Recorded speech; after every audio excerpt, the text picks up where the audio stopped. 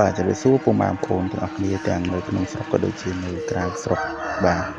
ចឹងសម្រាប់សកម្មភាពថ្ងៃនេះដែរគឺខ្ញុំនិងគ្រួសាររបស់ខ្ញុំបាទមានខ្ញុំមានបាទប្រពន្ធក៏ដូចជាម៉ែជាមួយនឹងបងប្រុសរបស់ខ្ញុំបាទចឹងថ្ងៃនេះយើងមកវត្តបាទប្រធានដែលស្ថិតនៅក្នុងខេត្តកំពង់ឆ្នាំងបាទហើយថ្ងៃនេះក៏ឆ្លៀតថតយកសកម្មភាពខ្លះៗដែរហើយក៏រៀងអាយ៉ែអាញ៉ៃតិចដែរដោយសារតែសុខលៀបមកតាមដែរបាទអញ្ចឹងក៏ឆ្លៀតថតបាទទាំងសកម្មភាពរៀងអាយ៉ែអាញ៉ៃបបទៅយាយបងប្អូនយើងបាទអញ្ចឹងបាទនេះគឺជាទស្សនវិជ្ជាទាំងស្រុងសម្រាប់ថ្ងៃនេះបាទគឺឃើញថាបងប្អូនយើងបាទទាំងក្មេងទាំងចាស់មកវត្តនំប្រធាននេះច្រើនមែនទែនបងប្អូនបាទហើយសម្រាប់លើសាលាឆាន់នេះវិញគឺថាមនុស្សពេញព្រៀបតែម្ដងបាទហើយនិយាយពីសុខលៀបបាទគឺថាអត់ខ្វល់ទេខ្វល់តែរឿងរូបសំណាក់បាទដូចជារូបស្វារូបសត្វរូបសេះរូបអីហ្នឹងគឺថាខ្ញុំអ្នកថតនេះគ្មានបានថតស្អាតបាទទេគឺរវល់តែចាប់អសុខលៀបបាទហើយវាចូលចិត្តមើលសត្វនេះសត្វនោះអីចឹងទៅបាទហើយមុននឹងយើងឡើងសាលាឆាន់ក៏យើងមានធូបមានផ្កាអីតិចតួចចឹងទៅបាទដើម្បីយើងយកទៅថ្វាយព្រះបាទហើយឃើញថាបងប្អូនយើងយកមកបាទចង្ហាន់ច្រើនបាទមានបាទស្រាក់ពីស្រាក់មានតាំងស្អីស្អីអូទឹកសុទ្ធមីទឹកស៊ីអ៊ីវអីណានៃពេញហ្នឹងបងប្អូនហើយថ្ងៃនេះបងប្អូនយើងក៏ធ្វើខ្លួនស្អាតផងដែរ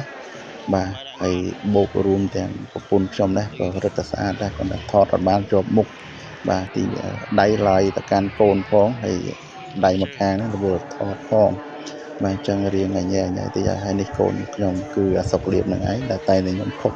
តាំងពីតូចរហូតដល់ប៉ុណ្ណេះណាបាទហើយនេះគឺម៉ែរបស់ខ្ញុំក៏កំពុងរៀបចំដាក់ចង្ហាន់ដាក់អីចឹងទៅ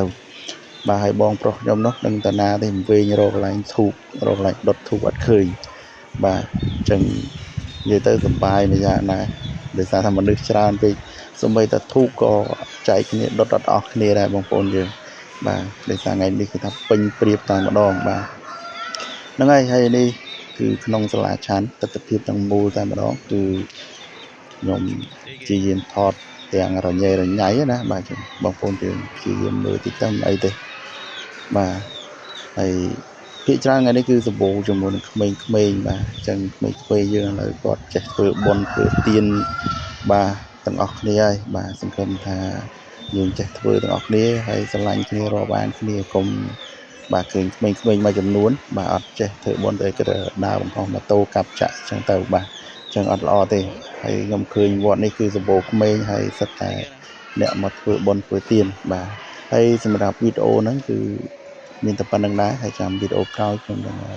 ថតសកម្មភាពបន្តទៀតឲ្យបងប្អូនមើល